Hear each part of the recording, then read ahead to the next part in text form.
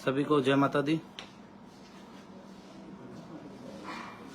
Network issue होने के कारण सही से जुड़ नहीं पा रहे थे, तो 3 मिनट लेट हो गए हैं।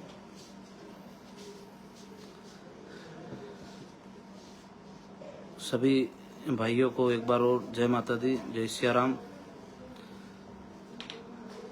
जैसा कि आप सबको पता ही है कि 11 तारीख को सरकार के द्वारा जो दिए गए थे 2 महीने, वो पूरे हो चुके हैं। उसी दिन जब सरकार ने हमसे 2 महीने का कहा था, तब हमने वहां से घोषणा करी थी कि 2 महीने आपके हैं और 1 महीना ऊपर का हमारा है। तो जो हमारा 1 महीना था वो ऊपर का चालू हो चुका है। अब अगली जो 11 तारीख है उसको वो भी समय समाप्त हो जाएगा। 18 सूत्री हमारी जो मांगे थी 22 में से, उनमें से 18 पर सरकार ने सहमति बनाई थी। सहमति बनाने के साथ साथ सरकार ने हमसे एक वादा किया था कि हम आपकी 2 महीने में सारी मांगे डिस्कशन करके कमेटी बनाकर उनको पूरा कर देंगे। पर सरकार की तरफ से जो पहल हुई वो पूरी तरीके से सकारात्मक नहीं थी। 2 महीने में मात्र कमेटी बन सकी। कमेटी बनने के बाद हमारी उनसे डिस्कस हुई। उन्होंने डिस्कस करने के बाद हमसे कहा था कि हम होली के बाद वापस इन बिंदुओं पर चर्चा करेंगे, दोबारा बुलाएंगे। पर सरकार के दिए हुए 2 महीने में कुछ नहीं हुआ। जो हमने 1 महीना शेष दिया है उनको, उसमें अब वो हमसे चर्चा करेंगे उन मुद्दों पे। यदि वो हमारे मुद्दे पूरा करते हैं तो ठीक है, नहीं करते हैं तो सरकार को हम हमारी तरफ से जो हमने कहा था कि हम व्यवस्था परिवर्तन की लड़ाई लड़ रहे हैं, सत्ता परिवर्तन की नहीं लड़ रहे हैं। यदि सरकार हमारी बातों को नहीं मानती है तो हम अब सत्ता परिवर्तन की लड़ाई की ओर जाएंगे और उसी ओर अग्रसर होंगे, क्योंकि अब चुनाव में भी समय कम बचा है। यदि सरकार ने हमारी 1 महीने में मांगे पूरी कर दी तो ठीक है, नहीं हुई तो अब हम सत्ता परिवर्तन की लड़ाई को भी लड़ेंगे, पूरी ताकत के साथ लड़ेंगे, पूरी मजबूती के साथ लड़ेंगे। आप सब भाइयों से भी निवेदन है कि जो हम उद्देश्य लेके चले हैं कि हमें हमारी मांगों को पूरा कराना है, सर्व समाज और 36 कौम को साथ में लेके चलना है, और उन सभी की, ये 36 ही कौम की मांगे थी, किसान, छात्र और हम, कोई अलग अलग नहीं है। राजपूत समाज में भी सारे लोग किसान हैं, सारे लोग जो पढ़ाई करते हैं वो सारे छात्र भी हैं। तो हर समाज, हर वर्ग की जो लड़ाई है, हम सब मिलकर मजबूती के साथ लड़ रहे हैं। हम सब ने मिलकर एक विशाल आंदोलन भी किया। सरकार को जो लोग गुमराह कर रहे थे कि लोग इकट्ठे नहीं होंगे, उनको भी हमने मुंह तोड़ जवाब दिया और सरकार तक भी हमारी बात पहुंचाई कि सारे लोग प्रताड़ित हैं, सारे लोग आपकी व्यवस्थाओं से प्रताड़ित हैं, आपकी योजनाओं से प्रताड़ित हैं, इस वजह से सब लोग वहां इकट्ठे हुए हैं। यदि सही योजनाएं सरकार आम आदमी तक पहुंचाएगी, समय समय पे भर्तियां निकलेगी, किसानों की फसलों के भाव अच्छे होंगे, तो कभी आंदोलन नहीं। आंदोलन होने के कारण सिर्फ और सिर्फ ये है कि आपकी जो नीतियां हैं वो गलत हैं, और उन नीतियों को सुधारने के लिए हमने ये आंदोलन किया था। और हम यही चाहते हैं कि हमने जो 18 सूत्री मांगों पे आप और हमारी सहमति बनी है उनको आप पूरा करें, चाहे वो किसानों की हो, छात्रों की हो, चाहे अतिथि शिक्षकों की हो, रोजगार सहायकों की हो, आंगनवाड़ी कार्यकर्ताओं की हो, या जो आउटसोर्स कर्मचारी हैं उनकी हो। सरकार बार बार भेदभाव करके हमारे लोगों पर कार्रवाइयां कर रही है। जैसे कि अभी आपने देखा ही होगा कि आउटसोर्स कर्मचारियों ने भी आंदोलन किया था, और उस आंदोलन के तहत 950 कर्मचारियों को सरकार ने, जो आंदोलनकारी थे उनमें से 950 जो लोग आउटसोर्स कर्मचारी थे उनको बाहर कर दिया, और उनको कहीं ना कहीं बेरोजगार कर दिया जिनके पास रोजगार था। आंदोलन करने वालों को आंदोलन की स्वतंत्रता नहीं है कि यदि वो सरकार के खिलाफ कोई आवाज उठाते हैं तो उनको किसी न किसी तरीके से दबाया जाता है। जैसे आउटसोर्स कर्मचारियों को बाहर किया गया, सहायक सचिवों के ऊपर भी ऐसे ही कहीं ना कहीं कार्रवाइयां हो रही है, उनको भी प्रताड़ित किया जा रहा है कि वो आवाज नहीं उठाए। पर करणी सेना परिवार हर उस अन्याय के खिलाफ लड़ेगा जो सरकार या सरकार के नुमाइंदे करेंगे। हमारे भी कई भाइयों को जिन पे एक एक दो दो मुकदमे थे, उनको भी जिला बदर किया और जिला बदर के नोटिस देने के बाद उनको हाथों हाथ जिला बदर भी कर दिया गया। एक मुकदमा वो भी कैसे, गायों को पकड़ने के, जो गोरक्षक होते हैं वो गायों की रक्षा के लिए अपना सर्वोच्च बलिदान करते हैं और बहुत सारे ऐसे कार्यकर्ता हैं जिन पे गायों को पकड़ने के एक एक दो दो मुकदमे हैं। हाँ, किन पे आपराधिक मुकदमे होंगे और उनको यदि जिला बदर करा है तो उसमें कोई परेशानी नहीं है, पर जो लोग आंदोलनकारी है, जो लोग लड़ रहे हैं, जिनके ऊपर कई सालों से मुकदमे नहीं बने हैं, उन लोगों को भी जिला बदर किया गया। 107-16 के नोटिस लगातार एक एक दो दो बार करके दिए जा रहे हैं। एक बार एक महीने में 107-16 का नोटिस दे दिया, फिर एक लोगों को फिर वापस जो आंदोलनकारी उनको 107-16 के नोटिस दे दिए गए। जब आपको सारी चीजें पता है, पर मैं आपको इसलिए बता रहा हूं ताकि ये चीज हर उस व्यक्ति तक जाए जो कहीं ना कहीं पार्टीवादी विचारधारा के साथ जुड़ा हुआ है, कहीं ना कहीं ये सोचता है कि हमारी पार्टी, हाँ हम सबकी पार्टी थी है, पर यदि हमारे ही लोग अन्याय करेंगे तो अन्याय के खिलाफ हमें लड़ना पड़ेगा। महाभारत भी दो परिवारों का युद्ध था, पर वो था धर्म और अधर्म का। दोनों साइड लड़ने वाले परिवार के ही लोग थे, पर कुछ लोग अधर्म के साथ भी थे तो कुछ लोग धर्म के साथ भी थे। तो हमें धर्म की लड़ाई लड़नी है, भले अपने परिवार से भी लड़ना पड़े तो हम लड़ेंगे, पर धर्म के साथ रहेंगे। उकेन भाई के बारे में भी कल जानकारी आई थी हमारे पास कि उनके साथ कोई घटना हुई है अंदर, पर जब हमने पूरी उसकी तहकीकात करी तो वो घटना झूठी थी। कुछ लोगों ने हमें भड़काने के लिए या हम कोई उग्र रूप में कोई आंदोलन कर दे या कोई ऐसी घटना कर दे, इसके लिए कुछ लोगों ने फेक कॉल के जरिए हमें सूचना पहुंचाई थी कि मैं जेलर बोल रहा हूं, वहाँ उकेन भाई को लग चुकी है। जब हमने वहाँ की तहकीकात करी, अंदर तक हमारे व्यक्तियों को भेजा और उन्हें तलाश करी, तब हमें पता चला कि वो सुरक्षित हैं, उनको कुछ नहीं हुआ है, पर उनके साथ भी अन्याय हो रहा है। किसी व्यक्ति ने एक बार गाली दी, उसको 18-19 केसों में फंसा दिया गया है। हमने 17 मुकदमों में अभी तक जमानत करा ली, हाईकोर्ट में हमारी जमानत लगी हुई है, पर अब 14 तारीख को यदि हाईकोर्ट का भी फैसला हमारे फेवर में नहीं आया तो हम उस भाई के लिए भी आंदोलन करेंगे। और जिस प्रकार से मैं आमरण अनशन पे 8-7 तारीख से बैठा था, वैसे ही यदि 14 तारीख के बाद हमारे भाई को जमानत नहीं मिलती है, उसे बाहर नहीं लाया जाता है, तो मैं फिर से आमरण अनशन पर एक तारीख डिसाइड करके उस तारीख से बैठूंगा और जब तक हमारा भाई बाहर नहीं आएगा तब तक आमरण अनशन पे बैठा रहूंगा, क्योंकि हमारे भाई के साथ अन्याय हो रहा है। उसने गाली दी, गलती करी।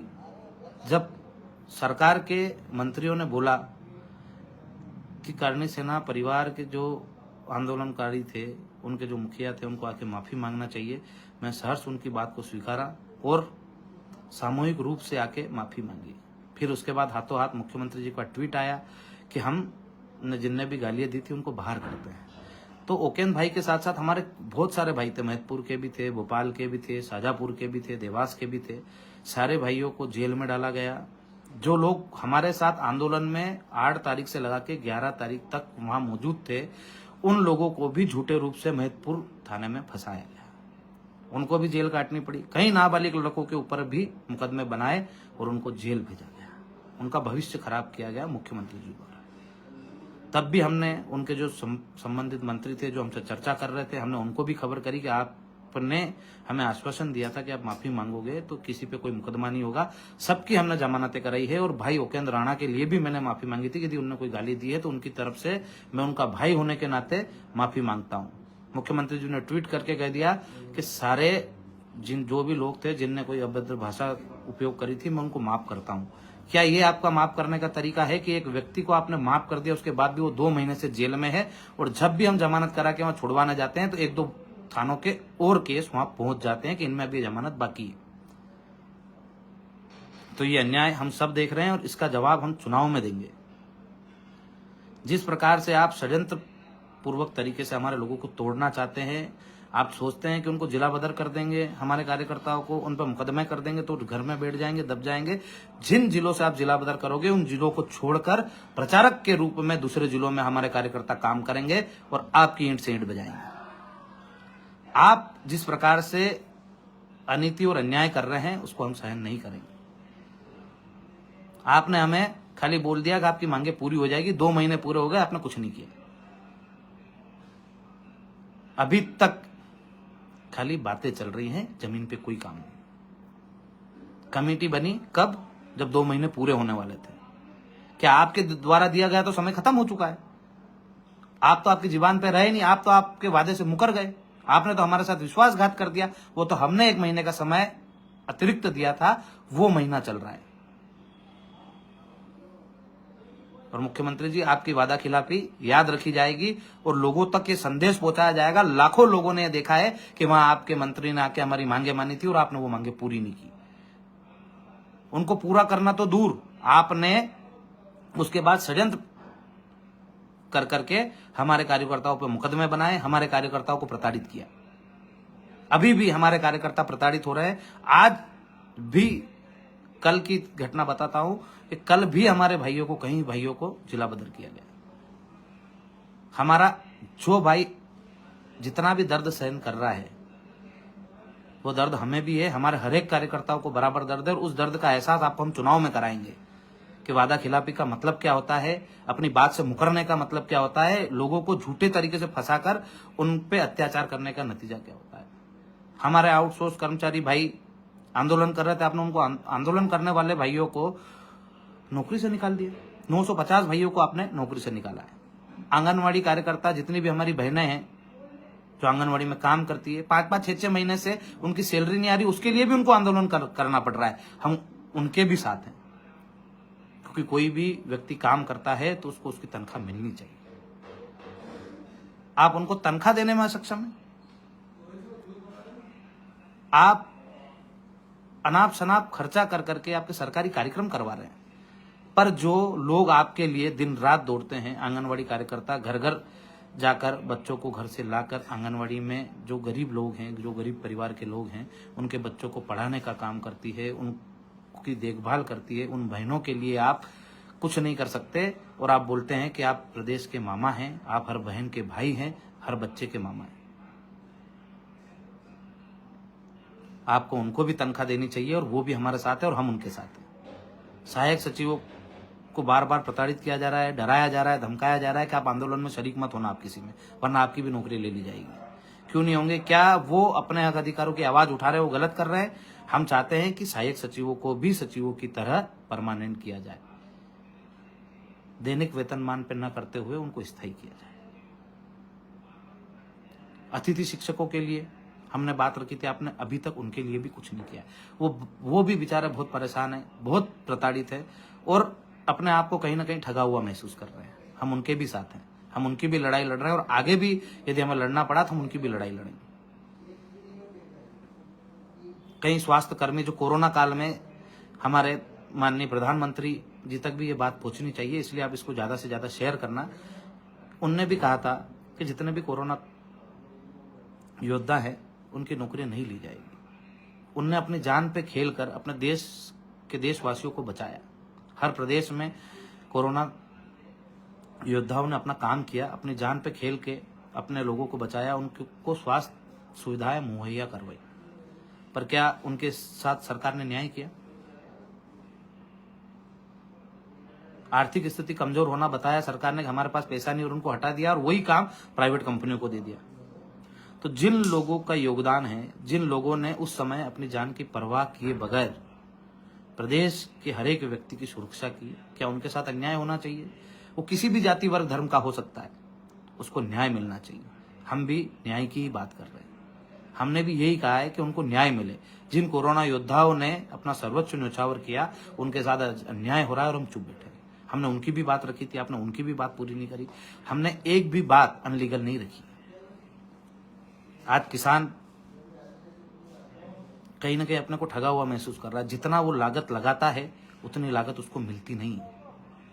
हमने यही तो कहा था कि आप फसलों के मूल्य स्वामीनाथन कमेटी के आधार पर तय करो, खाद बीज के रेट जो हैं वो न्यूनतम करो और समय पे मिल जाए, वो बड़ी बात है। आपकी सोसाइटियों में खाद बीज समय पे नहीं मिलता और वही खाद बीज ब्लैक में ज्यादा कीमत में मिलता है। लोग ब्लैक में लेके आते हैं, सोसाइटी पे नहीं मिलता है, ज्यादा कीमत में खरीद के लाते हैं, क्योंकि खाद की आवश्यकता जब खेत को होती है तभी होती है। बाद में आप गर्मी के टाइम पे खाद दोगे तो हमें कोई काम का नहीं है। आज किसान परेशान है, आज देश का जवान परेशान है। आपने देश के जवानों के लिए क्या किया? 10% आरक्षण उनको अलग से मिलता था, वो आपने समाप्त कर दिया। हमने कहा कि आप उसकी भी मांग को जल्दी से जल्दी लागू करो। सबसे पहले किसानों की और जवानों की बात सुनो, कोरोना योद्धाओं की बात पूरी करो, सहायक सचिवों की बात पूरी करो। आपने करी? नहीं करी।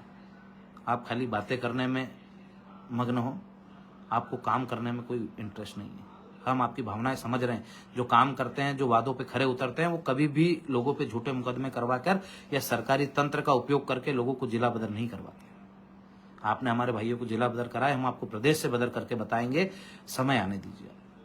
आपसे आज भी हम हाथ जोड़ के निवेदन कर रहे हैं कि हमारे जो भाई है उनको प्रताड़नाएं देना बंद करें, उन पे झूठे मुकदमे बनाना बंद करें। जितने भी आउटसोर्स कर्मचारियों को बाहर किया है उनको बहाल करके वापस उनकी नौकरियां दी जाए। आप एक तरफ रोजगार देने की बात करते हैं और आपने प्रदेश के 950 कर्मचारियों को रोजगार से बाहर कर दिया। तो आप जो बोलते हैं वो करके दिखाएं। हम भी यही चाहते हैं कि हमारी जो मांगे हमने रखी है वो पूरी हो। हम सत्ता परिवर्तन के कतई पक्ष में नहीं है, पर यदि आप नहीं माने तो हमें सत्ता परिवर्तन करना पड़ेगा।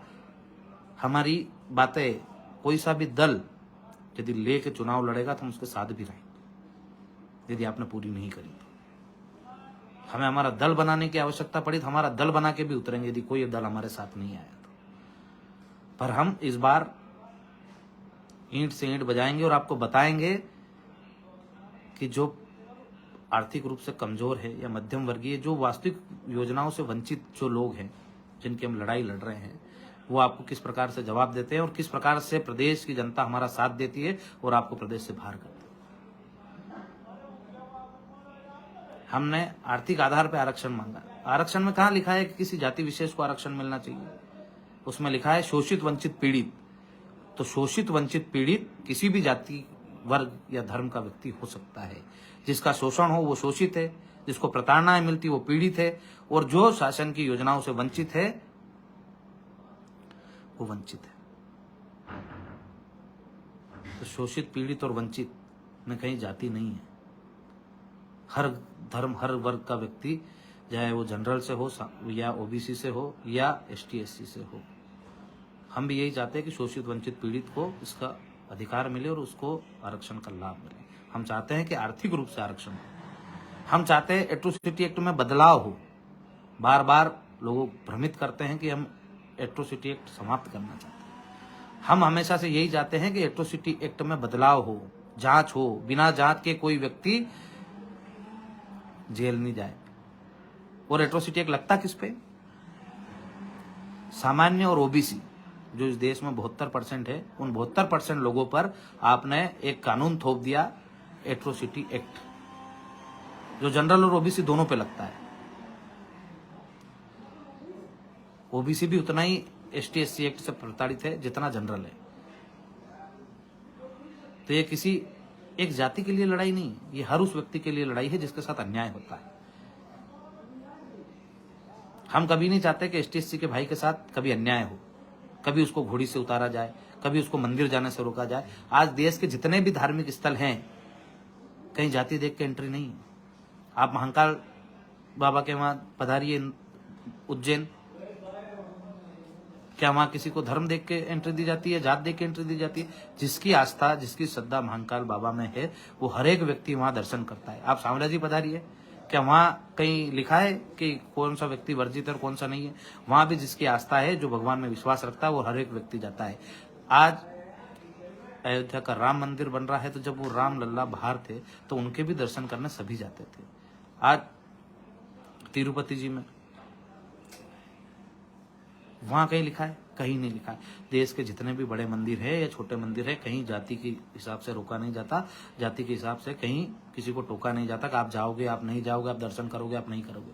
तो हम भी ये कतई नहीं चाहते कि किसी भाई के साथ अन्याय हो, किसी को कहीं मंदिर जाने से रोका जाए या किसी को घोड़ी पे बैठने से रोका जाए। हम चाहते हैं कि घोड़ी की जगह हाथी पे जाए। हम चाहते हैं कि हर एक मंदिर में वो भगवान के दर्शन करे, पर जो भगवान का ही विरोध करते हैं उनका विरोध तो हम करेंगे। हम तिरंगे का सम्मान करते हैं तो भगवा का भी सम्मान करते हैं। हमारी आस्था हमारे भगवान में है और वो रहेगी, और जिसकी भी हमारे साथ आस्था है भगवान में, हम उन सबका सम्मान करते हैं। तो आप सब भाइयों से निवेदन है कि अगले युद्ध के लिए तैयार रहें। हम वो लोग नहीं हैं जो उनके कुछ मुकदमे करने मात्र से, या हमें वो सोचते हैं कि मुकदमे करके हमें डरा देंगे, तो हम वो लोग नहीं हैं कि जो डर के रण छोड़ जाएंगे। इस रण को हम छोड़ने वाले नहीं हैं। जब तक जीतेंगे नहीं तब तक यहाँ से जाएंगे। या तो जीतेंगे, या तो विजय होगी, या वीरगति होगी। तो आप सब लोगों से निवेदन है कि अब जल्द से जल्द हम ओकेन भाई के लिए भी एक आंदोलन करेंगे, उनके लिए भी हम भूख हड़ताल पर बैठेंगे यदि कानूनी रूप से हमें बाहर नहीं किया गया। हमारे साथ अन्याय हो रहा है और प्रदेश से नहीं देश की जनता देख रही है कि एक व्यक्ति ने एक गलती करी और उसको 17-18 मुकदमे अभी तक दे चुकी है सरकार, और हमने 17 में करी तो 2 और आ गई, कि अभी 2 में और बाकी है। तो हम सबको मिलकर लड़ना है इस तानाशाही सरकार के खिलाफ। आज की स्थिति ऐसी है कि सरकार के खिलाफ आपने कुछ कहा, कुछ करा, तो आपको झूठे मुकदमों में फंसा के जेल में डाल दिया जाता है। तो आप और हम सबको ताकत के साथ, मजबूती के साथ मिलकर लड़ना है। ईडब्ल्यूएस आरक्षण में भी कहीं विसंगतियां है, कहीं हमारे बैकलॉग पद खाली पड़े हैं, उनको भी भरा नहीं जा रहा है। आज हमारे युवा दिनों दिन एवरेज होते जा रहे हैं। जो आपने परीक्षा ले ली, जिनमें लोग पास हो गए, उनको आप नौकरी क्यों नहीं दे रहे हो? यही तो हम चाहते हैं कि हमारे लोगों को के साथ जो अन्याय हो रहा है वो अन्याय नहीं हो। तो सरकार को भी ये सोचना चाहिए कि न्याय और अन्याय क्या है। और मैं तो जो भारतीय जनता पार्टी के वरिष्ठ पदाधिकारी हैं, जो राष्ट्रीय अध्यक्ष हैं, जो प्रधानमंत्री जी हैं, जो गृह मंत्री जी हैं, उन सब तक भी ये बात पहुंचनी चाहिए कि यहाँ सरकार किस प्रकार के अन्याय कर रही है और किस प्रकार से प्रताड़नाएं देकर भारतीय जनता पार्टी के लोगों को ही भारतीय जनता पार्टी के खिलाफ कर रही है। जनरल ओबीसी का एक बड़ा तबका भारतीय जनता पार्टी को वोट करता है, तब भारतीय जनता पार्टी राज्य और केंद्र में आती है। और इसी प्रकार से चलता गया तो कहीं ना कहीं राज्य और केंद्र को नुकसान झेलना पड़ेगा पूरे देश से। तो हम चाहते हैं कि किसी को नुकसान नहीं हो, पर हमारा भी नुकसान नहीं। तो मैं सरकार से यही आग्रह करूंगा कि हमारी जो मांगे हैं, अब 1 महीने का समय जो बचा है शेष, वो हमारा है। हमने दिया है आपको 1 महीने का अतिरिक्त समय, उसमें आप हमारी जो मांगे हैं, जिस पे आप और हमारी सहमति बनी थी 18 मांगों पर, वो पूरी करें और उनको लागू करें। यदि आप लागू करने में असक्षम रहे तो हम भी विरोध करेंगे, और उसके बाद इस 1 महीने के बाद आपकी और हमारी कभी वार्ता नहीं होगी, आपकी और हमारी कभी बैठक नहीं होगी। हम बार बार आपके द्वारा जिस तरह से आप हमें बेवकूफ़ बनाते हैं या हमें समझते हैं, उस प्रकार से ना तो हम बेवकूफ़ हैं, ना हम आपसे बेवकूफ़ बनने वाले हैं।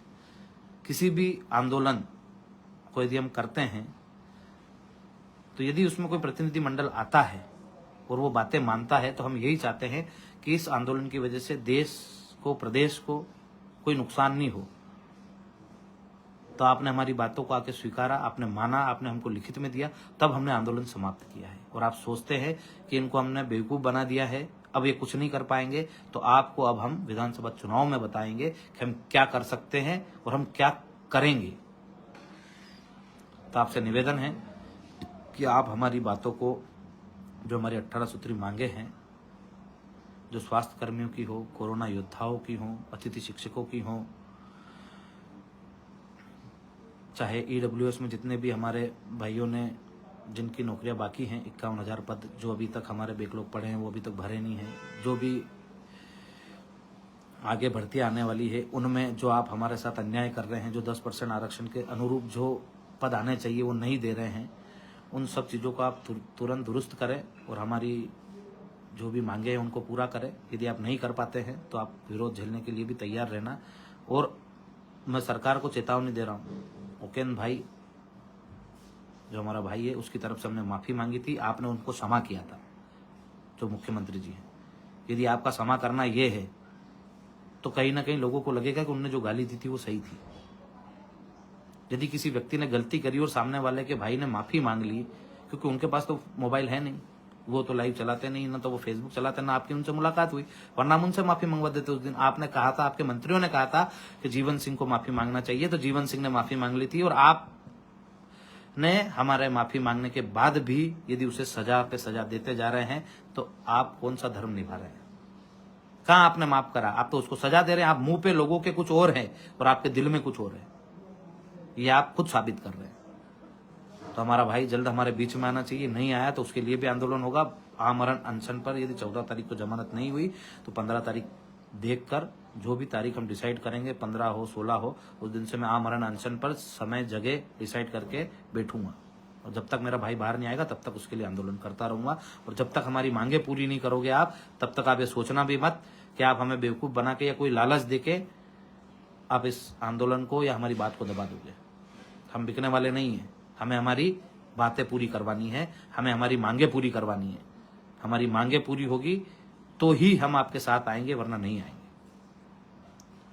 तो आप सब भाइयों से निवेदन है, कोई भी फोन लगाकर बार बार कार्यकर्ताओं को परेशान नहीं करे। क्या हो रहा है क्या नहीं हो रहा है, आप सबके सामने है जो भी हो रहा है। हम सब मिलकर योजना बनाएंगे, हम सब मिलकर वापस से तैयारी करेंगे और सरकार की ईंट से ईंट बजाएंगे। आप लोग फोन लगाते हैं, रात भर फोन आते हैं, दिन में भी फोन आते हैं, हम फोन उठाने के अलावा कुछ काम ही नहीं कर पाते। जरूरी हो, आवश्यक हो तभी फोन लगाएं।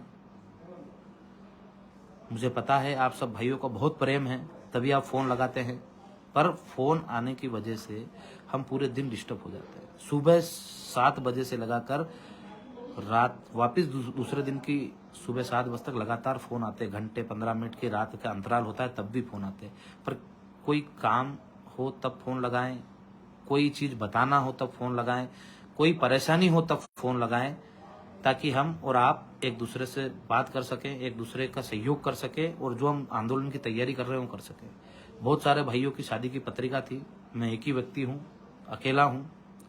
जितनी जगह जा पाया हूँ उतनी ही जगह जा पाया हूँ, जहाँ नहीं पहुंच पाया हूँ उसके लिए मैं क्षमा प्रार्थी हूँ कि सारी शादियों में मैं उपस्थित नहीं हो पाया।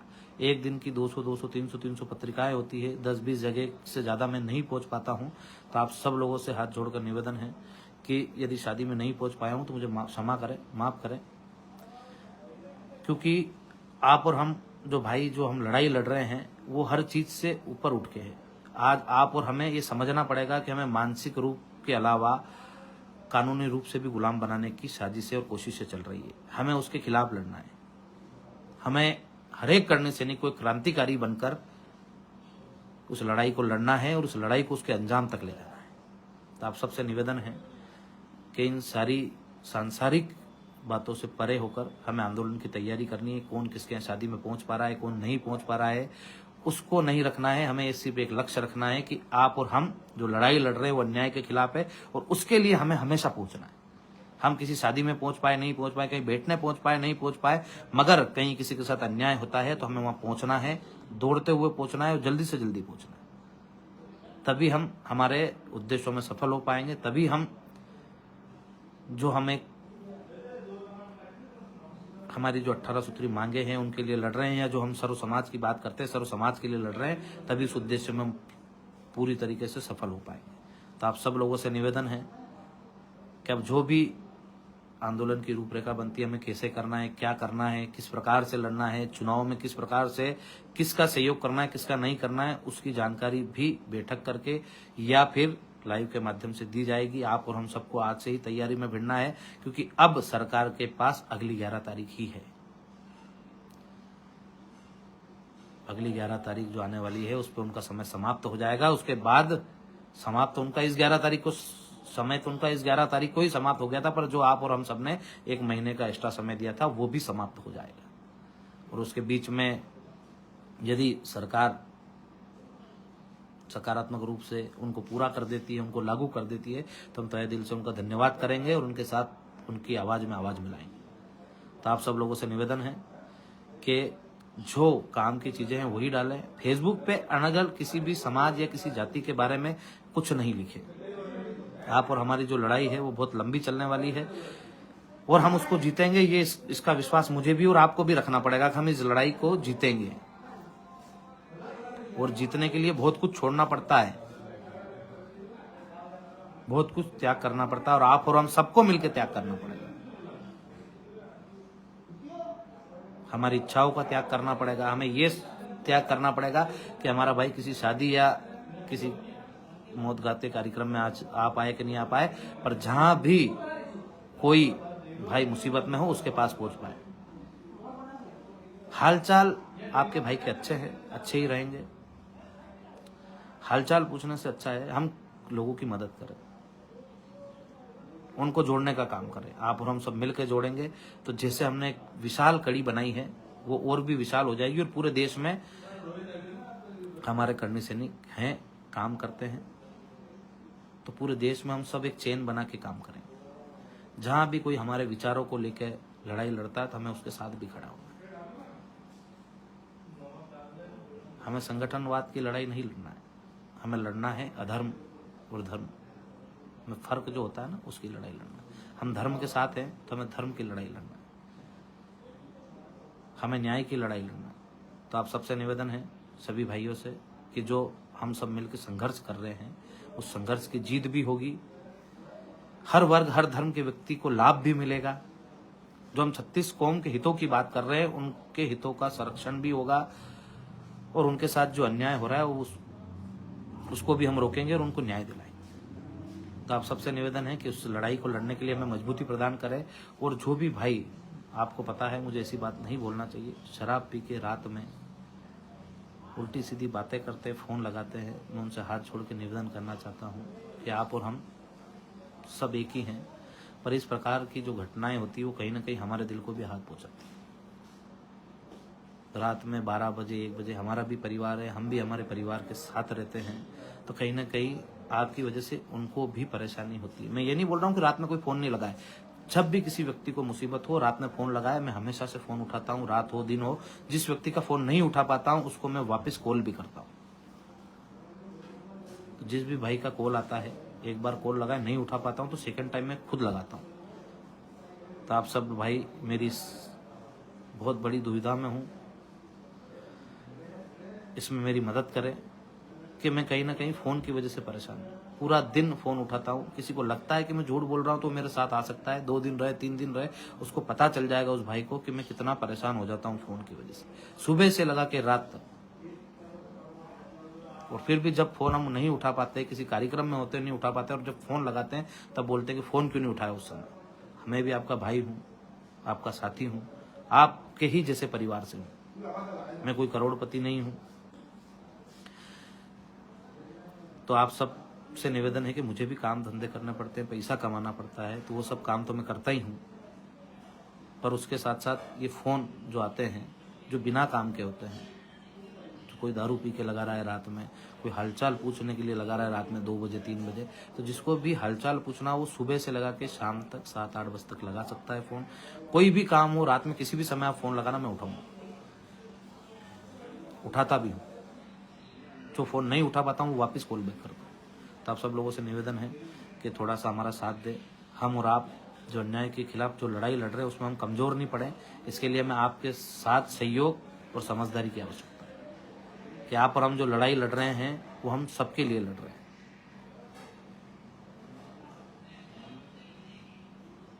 तो जितने भी हम मुद्दों को लेकर लड़े थे उनके लिए आज भी अडिग हैं, और माँ करनी और माँ भवानी के आशीर्वाद से हम उस लड़ाई को जीतेंगे भी, हमारी मांगी पूरी भी करवाएंगे, और जो मांगे पूरी नहीं होगी उसके लिए भी लड़ाई लड़ी जाएगी। तो आप सबसे निवेदन है कि इस वीडियो को ज़्यादा से ज़्यादा शेयर करें, ज़्यादा से ज़्यादा भाइयों तक पहुँचाएँ, ताकि आप और हम जो लड़ाई लड़ रहे हैं वो हर व्यक्ति तक पहुँच जाए। हमारी जो 18 सूत्री मांगे, जिन मांगों पर हमारी सहमति बनी थी, उन मांगों को हम पूरा करा सकें। मैं सारे वर्गों को बोल चुका हूँ, किसी वर्ग का भूल गया हूँ नाम लेना, तो भी मैं आपसे बोलना चाहता हूँ कि जो भी मांगे हमने उठाई थी वो सारी मांगों के लिए मडी के, हर वर्ग के लिए मडी के, और सारे लोगों की बातों को उठाकर उनको पूरा कराने के लिए भी हम लगे रहेंगे और उनको पूरा करवा के छोड़ेंगे। इसी के साथ जय माता दी, जय माँ करनी, जय श्री राम।